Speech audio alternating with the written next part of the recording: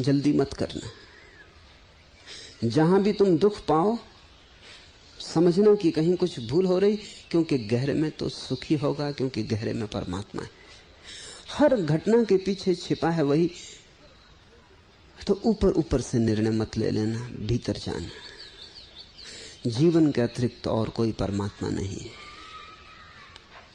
और जीवन की निंदा जिसने की उसके मंदिर के द्वार सदा के लिए बंद हो गए। फिर वो भटके काशी, काबा, कैलाश, उसके मंदिर के द्वार बंद हो गए।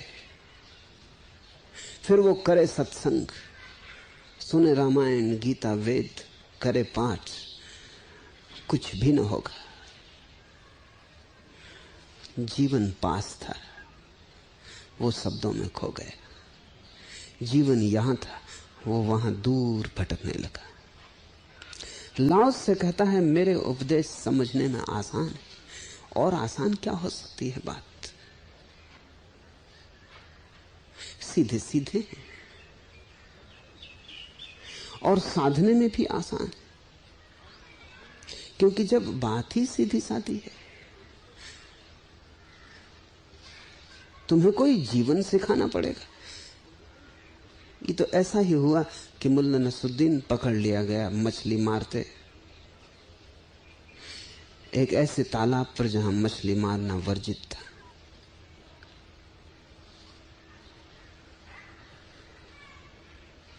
जब पुलिस ने उसे पकड़ लिया, पूछा कि तुम ये क्या कर रहे हो?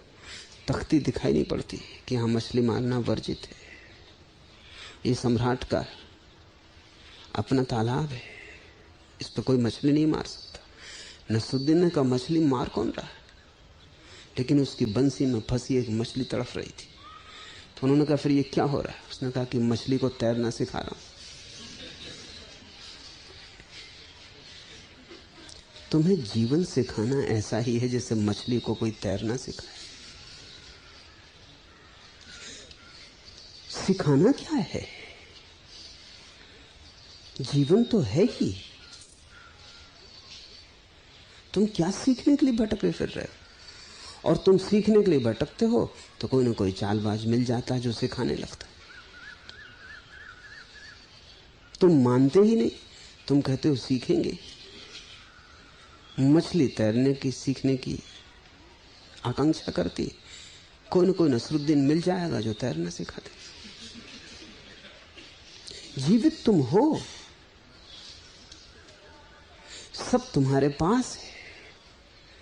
और लाओस का कोई और उपदेश तो नहीं है, जीवन ही उपदेश है। इसलिए वो कहता है कि मेरे उपदेश समझने में आसान और मेरे उपदेश साधने में आसान है। साधना क्या है? लेकिन तब दूसरे दो वचन तुम्हें बड़े हैरानी के लगेंगे और बड़े सच। लेकिन न कोई उन्हें समझ सकता है और न कोई उन्हें साध सकता है।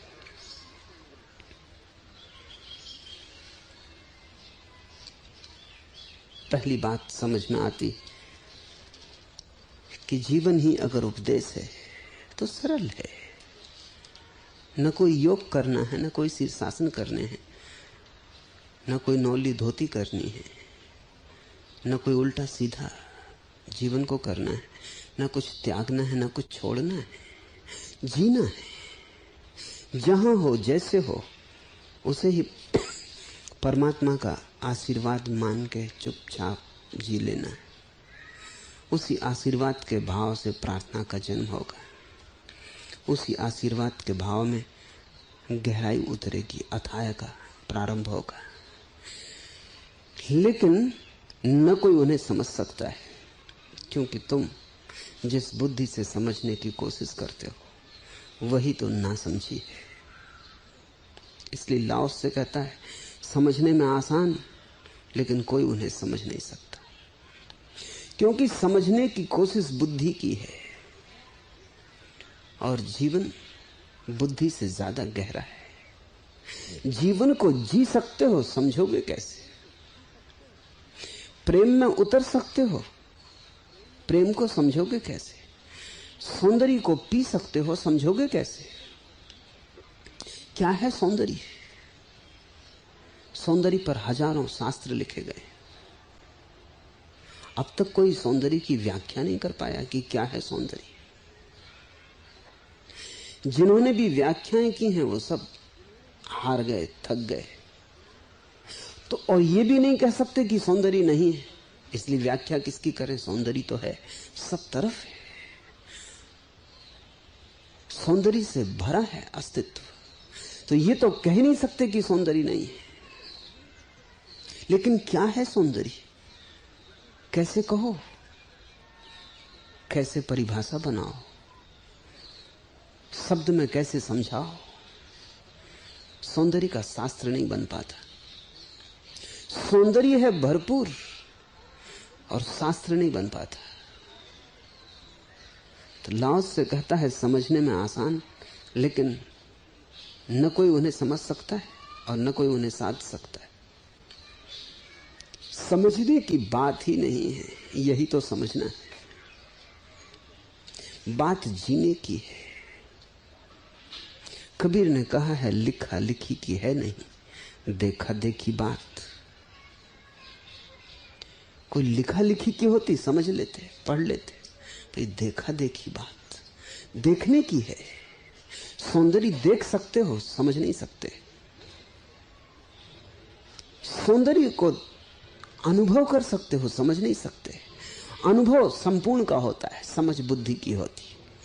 समझ तो सिर्फ विचार की होती है, अनुभव तन प्राण सबका होता है, इकट्ठे का होता है, रोआ रोआ उसमें सम्मिलित होता है। जब फूल को तुम खिलते देखते हो, सौंदर्य की प्रतीति होती, तो क्या प्रतीति खोपड़ी में ही होती? रोए रोए पे छा जाता है फूल। उसके खिलने में तुम भी कहीं भीतर खिल जाते हो। उसके साथ एक रास बन जाता है, एक रंग बन जाता है। आंख कान सब तरफ से प्रवेश कर जाता है। बुद्धि को भी उसका अंश मिलता है, पर अंश ही मिलता है, समग्र शरीर पर व्याप्त हो जाता है, समग्र आत्मा पर फैल जाता है। समझ तो केवल बुद्धि की है, शब्दों की है, अनुभव जीवन का है। इसलिए लाओस से कहता है समझने में आसान, लेकिन कोई समझ ना पाएगा, और साधने में आसान, लेकिन कोई साध ना सकेगा। जीवन को कोई साध सकता है? जो मिला ही हुआ है उसे साधोगे कैसे? साधना तो उसे पड़ता है जिसे हम लेके नहीं आते। सीखना तो उसे पड़ता है जो हमारा स्वभाव नहीं है। सीखने का अर्थ ही होता है प्रभाव। एक बच्चा पैदा होता है, उसे हम जो जो बातें सिखाते हैं वो उसके स्वभाव में नहीं है। अगर हम ना सिखाते तो वो कभी अपने आप पैदा ना होती, लेकिन कुछ बातें अपने आप पैदा हो जाती, वो उसका स्वभाव है। बच्चा जवान होता और प्रेम की आकांक्षा उठती। बच्चा जवान होता और प्रेम की पुकार उठती। क्या तुम सोचते हो अगर एक बच्चे को ऐसा बड़ा किया जाए कि उसे पता ही ना चले कि प्रेम जैसी कोई घटना होती,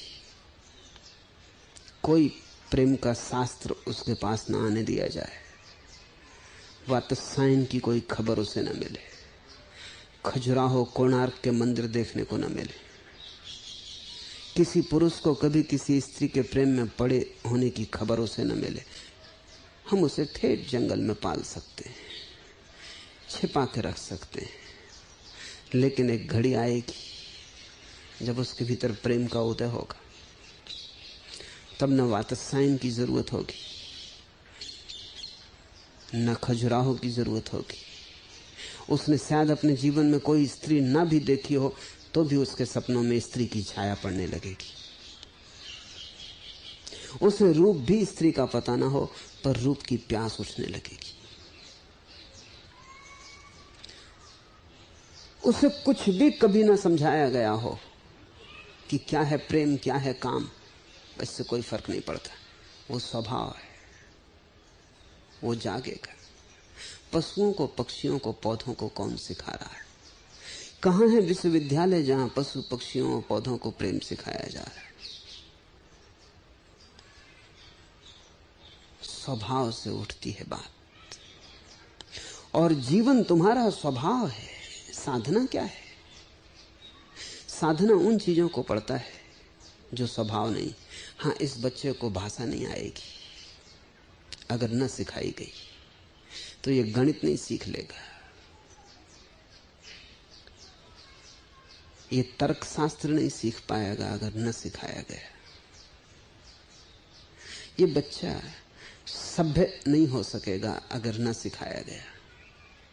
इसे सभ्यता का कोई पता ना होगा। ऐसा बहुत बार हुआ है कि कुछ बच्चों को भेड़ियों ने पाल लिया है, छोटे बच्चों को उठा ले गए। ऐसी 3 घटनाएं इस सदी में ही घटी। अभी कुछ वर्ष पहले एक बच्चे को लखनऊ के पास पकड़ा गया जो भेड़ियों ने पाला था। वो भेड़ियों जैसा चलता था, आदमियों जैसा चलता भी नहीं था, 2 पैर पे भी खड़ा नहीं होता था।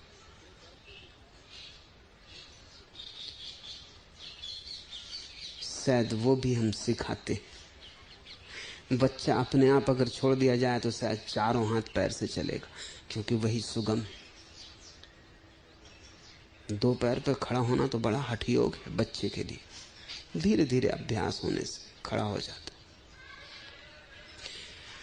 कोई भाषा नहीं बोलता था, क्योंकि भाषा कैसे सीखता। लेकिन एक बात अनुभव की गई उस बच्चे में कि अगर वो अशांत होता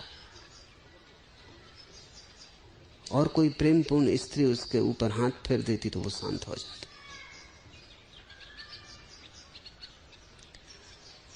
वो जो स्त्री का स्पर्श वो उसे शांत करता, उसे मां का स्पर्श बन जाता होगा। उसे कभी मां का स्पर्श याद भी नहीं। प्रेम की आकांक्षा उसमें भी थी, लेकिन और उसके पास कुछ भी न था। वो बिल्कुल जंगली जानवर था, मांस कच्चा खाता था। 6 महीने लग गए उसे भोजन खिलाने में, सिखाने में। 6 महीने लग गए उसको किसी तरह खड़ा करने में। 6 महीने में वो मर भी गया। और मेरा अपना ख्याल है कि उसको सिखाने की ये जो चेष्टा की गई, इसमें वो मर गया। अन्यथा वो बड़ा स्वस्थ था जब आया था, क्योंकि उसके ऊपर ये भारी हो गया। 12 साल का बच्चा था, उसको ये सिखाना बहुत भारी हो गया। ये इतना ज्यादा तकलीफ दे हो गया कि वो मर गया। जैसे जैसे सिखाया वैसे दुर्बल होता गया। जीवन को सिखाने की जरूरत ही नहीं है। जीवन कोई सभ्यता थोड़ी है, जीवन कोई शिक्षण थोड़ी है। जीवन तो तुम हो। तो जीवन को जानने के लिए तो तुमने जो सीख लिया है उसको थोड़ा अनसीखा करना ही हितकर होता है, ताकि तुम थोड़े मुक्त हो सको बंधनों से, ताकि तुम थोड़े अपने चारों तरफ की दीवार को तोड़ के बाहर आ सको। तो लाओस से अगर कुछ भी कह रहा है तो वो ये कह रहा है कि तुमने जितना सीख लिया है वो जरूरत से ज्यादा है। काम चलाओ को बचा लो, बाकी को छोड़ दो। या जो तुम बचाओ उसको भी बाहर बाहर रखो, भीतर मत ले जाओ। उसे तुम्हारे प्राणों को आक्रांत मत करने दो। जीवन को सिखाना नहीं है, जीवन तुम हो। इसलिए लाओस से कहता है न कोई उसे साध सकता है। समझने में आसान और कोई समझ नहीं सकता। और जब तक तुम समझने की कोशिश करोगे तुम वंचित रहोगे समझने से। साधने में आसान और कोई साध नहीं सकता। जीवन को साधने की कोशिश मत करना। जीवन को तुम्हारे साधने की कोई जरूरत नहीं। जीवन लंगड़ा नहीं है कि उसे शिक्षा की वैसाखियां चाहिए। जीवन के पास अपने पंख हैं, अपने पैर हैं। तुम सिर्फ जीवन को खुला मुक्त छोड़ देना और तुम पाओगे कि जीवन चलने लगा अपने आप। जीवन के पास परमात्मा की ऊर्जा है, ये पूरा अस्तित्व उसे साथ दे रहा है। जीवन पंगु नहीं है और न जीवन कमजोर है। जीवन के पास बड़ी ऊर्जा है। तुम सिर्फ एक मौका देना कि तुम बाधा मत डालना और जीवन चलने लगेगा, दौड़ने लगेगा और जीवन उड़ने भी लगेगा। कोई आकाश इतना बड़ा नहीं जहां जीवन उड़ ना सके। बड़े से बड़े आकाश को छोटा सा आंगन बना लेगा। लेकिन साधने की कोशिश तुमने की कि चूक जाओगे, समझने की कोशिश की कि नासमझी पैदा होगी। इसलिए तो पंडितों से ज्यादा अज्ञानी और नासमझ खोजना मुश्किल है। साधने की कोशिश की कि तुम भटक जाओगे, क्योंकि तुम जो भी करोगे वो तुम करोगे, तुम्हारी बुद्धि करेगी जो कि बहुत छोटी है, और उस पर करेगी जो बहुत बड़ा है। अंश अंशी को साधने लगे, खंड अखंड को साधने लगे तो मुश्किल में पड़ जाएगा। एक ही साधना है कि तुम खंड का आग्रह छोड़ दो, तुम खंड को अखंड में डुबा दो, तुम बूंद को सागर में गिरा दो, फिर सागर ही संभाल लेगा। तुम ये मत पूछो कि फिर बूंद का क्या होगा, फिर बूंद कहां जाएगी, भटक तो ना जाएगी। तुम बूंद को बचाओ मत, और सागर को सिखाने की कोशिश मत करो, और सागर को बांधने की चेष्टा मत करो, सागर को साधने की चेष्टा मत करो। अगर लाओत्से को ठीक से समझो तो कोई साधना नहीं है। इसलिए लाओत्से ने किसी योग की विधियों की कोई बात नहीं की, न कोई पद्धतियां, न कोई मार्ग। साधना ही नहीं है। लाओत्से ये कह रहा है कि तुम्हें मिला है उसे भोगो, तुम्हें मिला है उसे जियो। तुम जीने में कृपणता कर रहे हो, तुम जीने तक में कंजूस हो, तुम सांस तक डरे डरे लेते हो। कोई आदमी पूरी सांस नहीं लेता। फेफड़ों में वैज्ञानिक कहते हैं 6000 छिद्र हैं, और स्वस्थ से स्वस्थ आदमी भी जो सांस लेता है वो केवल 2000 छिद्रों तक जाती। 4000 छिद्र तो बिना उपयोग के पड़े रहते। तुम सांस तक पूरी नहीं ले रहे, कैसे घबराए हुए हो? और सांस लेने में क्या तुम्हारा खो रहा है? लेकिन सांस के साथ आता है जीवन, सांस के साथ आती है ऊर्जा, और ऊर्जा का भय है। छोटे बच्चे पूरी सांस लेते। कभी छोटे बच्चे को लेटा हुआ देखो, जब वो सो रहा हो तो उसकी छाती नहीं उठती, उसका पेट ऊपर उठता है। वो सांस का पूरा ढंग है, क्योंकि तब श्वास पेट तक जा रही, नाभि तक जा रही,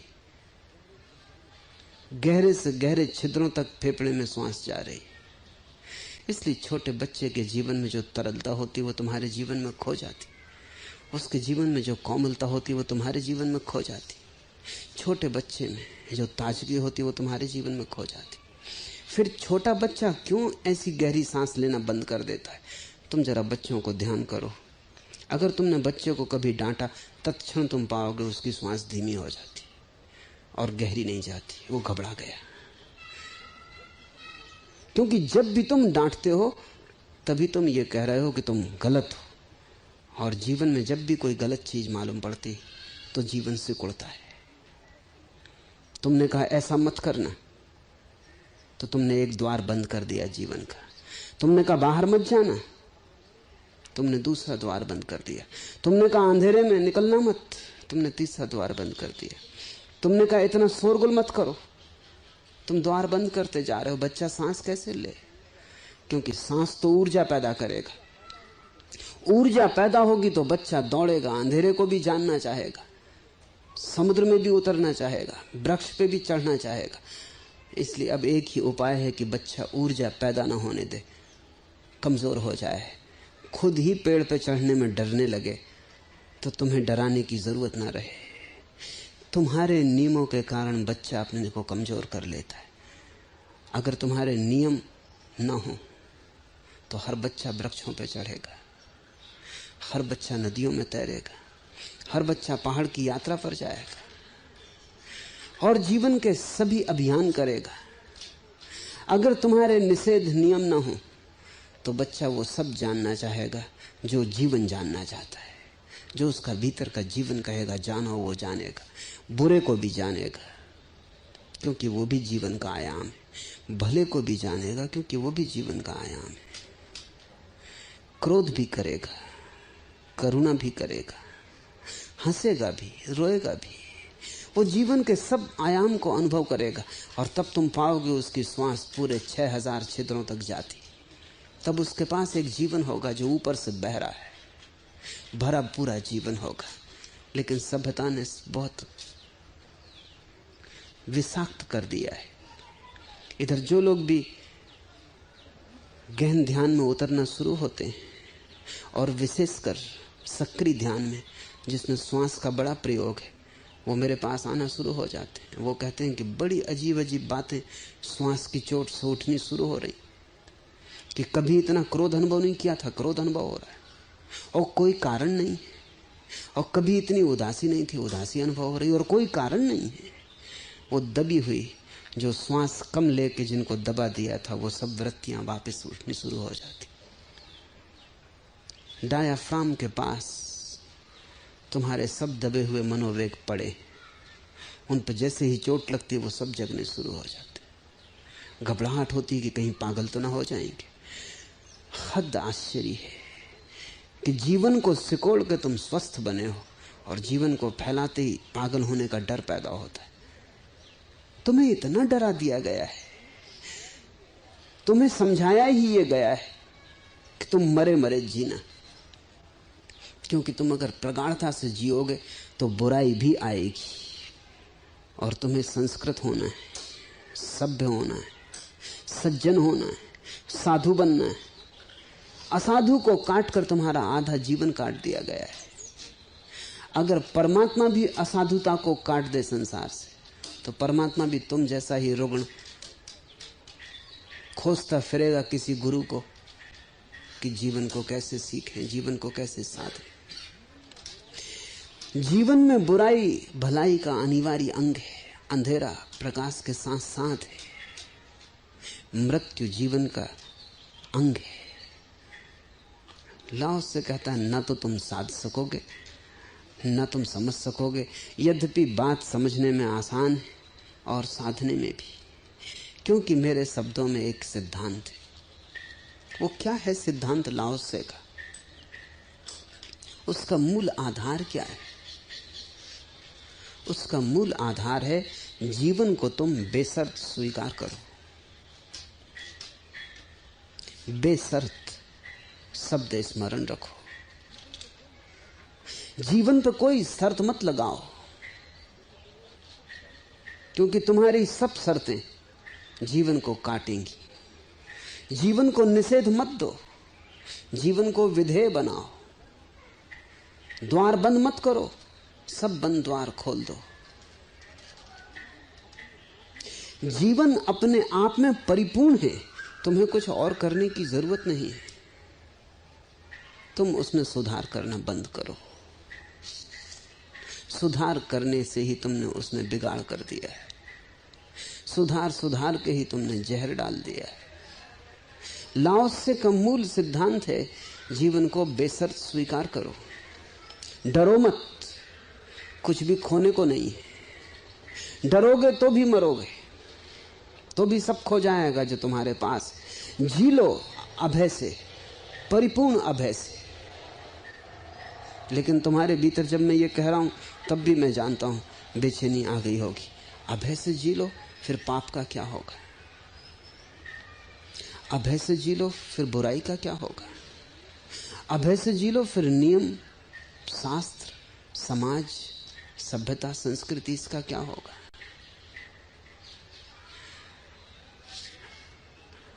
और बड़े आश्चर्य की तो बात यह है कि अगर तुम अभय से जियो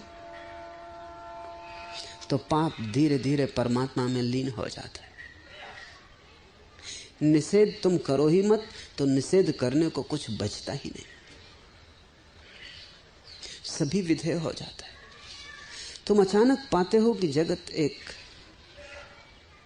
संगीतपूर्ण लयबद्धता है, जिसमें बुराई का भी अपना स्थान है, जिसमें बुराई वर्जित नहीं है, वरन भलाई में स्वाद डालती। बुराई नमक है, जिसके बिना भलाई बेस्वाद हो जाती। तुम थोड़ा सोचो, एक आदमी जो क्रोध कर ही ना सकता हो, उसकी करुणा में कितनी गहराई होगी, छिछली होगी, उथली होगी। उसकी करुणा नपुंसक होगी, उसमें बल न होगा। जो आदमी क्रोध कर सकता हो, जिसने क्रोध पे कोई निषेध ना लगाया हो, बल्कि जिसने क्रोध को जिया हो और जीकर ही क्रोध करुणा बन गया हो, जितना क्रोध को जाना हो उतनी करुणा उपजने लगी हो, जितने अपने भीतर की हिंसा को पहचाना हो उतनी ही भीतर की अहिंसा जगने लगी हो, उसके करुणा में एक गहराई होगी, अतल गहराई होगी। वो गहराई क्रोध के कारण आ रही है। जिस आदमी ने काम वासना जानी ही नहीं, उसके ब्रह्मचर्य में क्या होगा? उसकी ब्रह्मचर्य को तुम नपुंसकता से ज्यादा और क्या नाम दे सकोगे? और नपुंसक ब्रह्मचर्य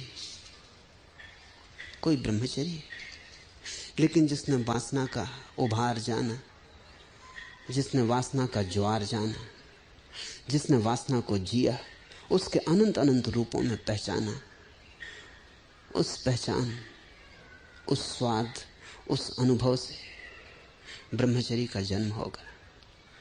तो ब्रह्मचर्य एक शिखर होगा जो घाटियों को पार कर गया, जिसने अंधेरी घाटियां छोड़ दी, जो अंधेरी घाटियों के ऊपर उठ गया। उस ब्रह्मचर्य का रस और रहस्य और ऊर्जा और जीवन में कुछ भी बुरा नहीं है, क्योंकि सभी बुराइयां अंततः बली हो जाती। जो बेशर्त जीता है उसे शुरू में तो कठिनाई होगी, क्योंकि चारों तरफ समाज है, चारों तरफ निषेध लिए हुए लोग, चारों तरफ अदालतें, नरक, स्वर्ग सब खड़े, पंडित, पुजारी, पुरोहित सब मुर्दा, लेकिन तुम्हें भी मुर्दा बनाने को उत्सुक। स्वाभाविक है ये, क्योंकि जो खुद भी नहीं जी रहा है वो दूसरे को जीने न देगा। जो खुद जीने से वंचित रह गया है उसकी ईर्ष्या भयंकर होती। तुम्हारे साधु सन्यासी तुम्हें जीने न देंगे, क्योंकि वे मर रहे हैं, उन्होंने अपने को काट डाला है, उन्होंने अपनी जड़ें तोड़ ली। वे चाहेंगे कि तुम भी अपनी जड़ें तोड़ लो। उनकी ईर्ष्या भयंकर, और उनकी ईर्ष्या धर्म के आवरण में छिपी, इसलिए तुम पहचान भी ना सकोगे। उनकी ईर्ष्या निंदा बन गई है, उनकी ईर्ष्या ने तुम्हारे लिए नरकों का इंतजाम किया है। जो व्यक्ति भी जी नहीं पा रहा है ठीक से, वो दूसरे को भी जीने नहीं देगा। तुम मुस्कुराओगे तो उसे पीड़ा होगी, वो तुम्हारे मुस्कुराहट पर भी जहर डाल देगा और कहेगा कि ये पाप है। तुम नाचोगे तो उसे पीड़ा होगी, क्योंकि वो लंगड़ा है, उसके हाथ पर उसने खुद ही काट डाले।